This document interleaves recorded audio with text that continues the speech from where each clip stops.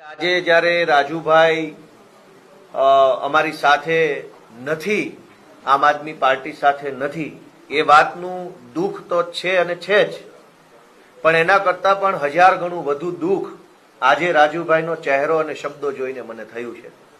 મેં રાજુભાઈને હંમેશા મારી બાજુમાં બેસીને બોલતા, માઇકમાં મંચ ઉપર એક સાથે અમે બેઠા હોઈને બોલતા સાંભળ્યા છે. એમના અવાજમાં ગર્જના હતી, એમના ચહેરા ઉપર કાયદેસરનું એક જનૂન અને એક આક્રોશ હતો લોકો માટે લડવાનો.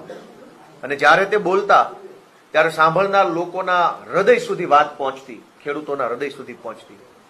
પણ આજે તેઓ જે બોલતા હતા એ શબ્દો એમના હૃદયમાંથી નહીં, સ્ક્રિપ્ટમાંથી આવતા હોય એ પ્રકારના શબ્દો હતા. જે શબ્દોમાં કોઈ દમ નહોતો, વજન નહોતો, એ શબ્દોમાં કોઈ તાકાત નહોતી. જ્યારે અમારી સાથે હતા, આમ આદમી પાર્ટી સાથે, ત્યારે જે બોલતા ત્યારે શબ્દોમાં તાકાત હતી, શબ્દો હૃદય સોંસરવા નીકળી જાય એ પ્રકારના પ્રભાવી શબ્દો એમના મોઢેથી આવતા હતા. આજે એમના ચહેરા પર નૂર નહોતું. આજે એમના ચહેરા પર એક ગ્લાનીનો ભાવ હતો. કંઈક ખોટું કરી રહ્યા હોય, કંઈક ન કરવાનું કરી રહ્યા હોય એવો ભાવ હતો. મને આમ થઈ જશે, તેમ થઈ